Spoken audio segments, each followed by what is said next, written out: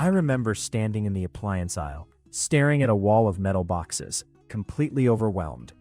I just wanted to heat up my food without it turning into a soggy mess. I bought a basic unit and ruined a perfectly good slice of leftover pizza that same night.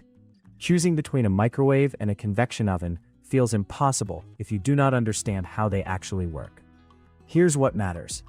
Let me explain exactly which appliance belongs on your countertop, and why the final answer is going to completely change how you cook at home. The core mechanics of cooking. A microwave oven does not cook with heat in the traditional sense. It uses a component called a magnetron. This device generates electromagnetic waves that bounce around the metal interior and pass directly into your food. These waves specifically target water, fat, and sugar molecules, causing them to vibrate at incredible speeds. That friction creates heat from the inside out. It is a highly localized, violent reaction at the molecular level. Your food gets hot, but the air around it stays completely cold. A convection oven is an entirely different beast. It relies on the exact same principle as the large oven sitting under your stove, but it adds a crucial twist. It has a heating element that gets very hot, and a powerful fan mounted in the back. That fan aggressively circulates the hot air around the cooking chamber. Instead of a stagnant pocket of heat surrounding your food, you get a continuous, moving current of hot air blowing over the surface. It cooks from the outside in. Heat transfers from the air to the surface of your food, and then slowly conducts its way into the center. They might look like similar metal boxes from the outside, but their internal physics could not be more opposite. Speed and efficiency in the kitchen. When it comes to pure speed, the microwave is the undisputed champion. Because microwaves penetrate the food and heat the water molecules directly, they skip the entire process of waiting for heat to transfer through the air and the food surface. If you need to bring a bowl of soup from refrigerator temperature to boiling, a microwave will do it in about 3 minutes. It is a brute force approach to heating. This is exactly why it is the default tool for defrosting frozen meat or quickly reheating a plate of leftovers when you are in a rush. Convection ovens are much slower by comparison, but they are still incredibly efficient when you grade them against a standard conventional oven. That internal fan strips away the layer of cool air that naturally forms around cold food. By constantly replacing that boundary layer with hot air, convection ovens cook things about 25% faster than a traditional oven. A whole roasted chicken that might take an hour and a half in a regular oven might only take an hour and 10 minutes in a convection setup. But make no mistake, if you try to heat up a cup of coffee in a convection oven, you will be waiting 10 minutes for a lukewarm mug. You have to ask yourself if you value absolute speed over everything else. Texture and taste on the plate. The way these machines generate heat fundamentally changes the texture of what you are eating. Because microwaves heat the water inside the food, they essentially steam everything from the inside out. This is fantastic if you are cooking vegetables, steaming rice, or reheating a stew. It is an absolute disaster if you are trying to eat anything that is supposed to be crispy, crunchy, or browned. You cannot achieve the Maillard reaction in a microwave. That is the chemical reaction between amino acids and reducing sugars that gives browned food its distinctive flavor. Put a piece of bread in a microwave and it comes out rubbery. Reheat French fries and they become a sad, soggy mess. Convection ovens are the masters of texture. That blowing hot air acts like an arid windstorm inside the oven. It evaporates the surface moisture on your food rapidly. Once that surface moisture is gone, the temperature of the food's exterior can exceed the boiling point of water, which is the exact moment browning occurs.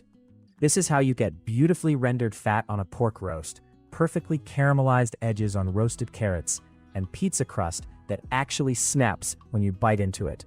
The constant airflow also means the temperature is even throughout the entire chamber. You do not get the cold spots or hot spots that plague regular ovens or microwaves. If you care about crispy skin on a chicken wing or a perfectly baked cookie with a chewy center and crisp edges, the convection oven is the only tool for the job. Cookware compatibility and safety rules. You have to think about what you already own before you buy one of these. Microwaves have very strict rules. You are dealing with electromagnetic waves, and metal reflects them. If you accidentally leave a fork on your plate or try to heat something up in a takeout container with a metal handle, you are going to get an immediate light show. It causes arcing, which can destroy the magnetron and potentially start a fire.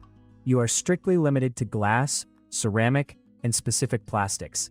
Even then, you have to be careful with certain plastics warping or leaching chemicals when they get hit with that kind of intense, localized heat. Convection ovens are much more forgiving, but they have their own rules. Because it is essentially a traditional oven, you can use heavy-duty cookware.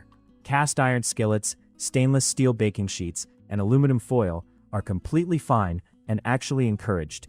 However, you absolutely cannot put plastic in a convection oven unless you want a melted puddle of toxic ruin on the bottom of the chamber.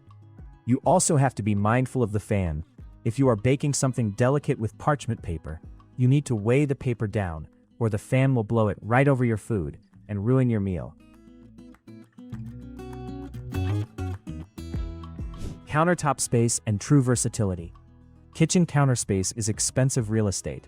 You have to justify every inch an appliance takes up. A standard microwave is generally a single-task machine. It excels at reheating, defrosting, and making popcorn.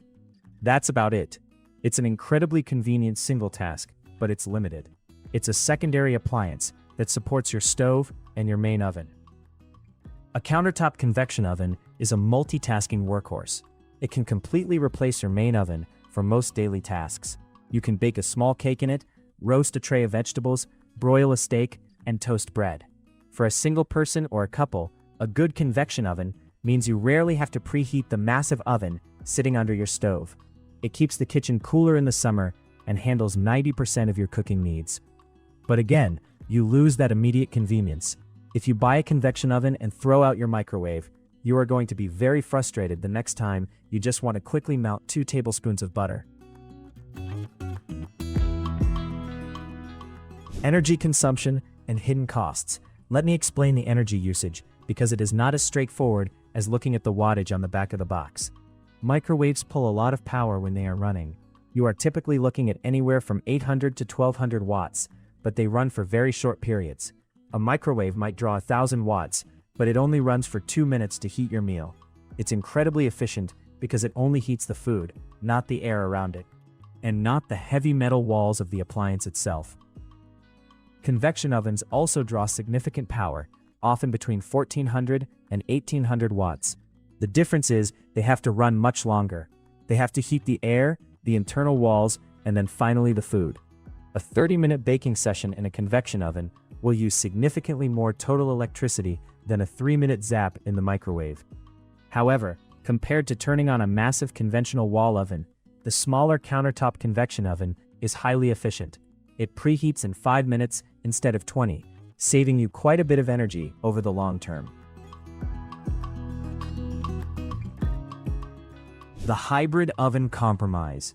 You might be wondering if you can just get one box that does both. The market is full of convection microwaves right now. These are units that house a magnetron for microwave cooking and a heating element with a fan for convection cooking. In theory, this is the ultimate solution. You can microwave a frozen chicken breast to thaw it and cook the inside, then blast it with convection heat to crisp the outside. The reality is a bit more complicated.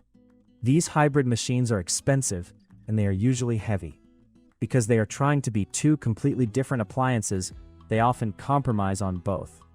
The convection baking is rarely as even or as powerful as a dedicated standalone convection oven, and the microwave cavity is often smaller to accommodate the extra hardware.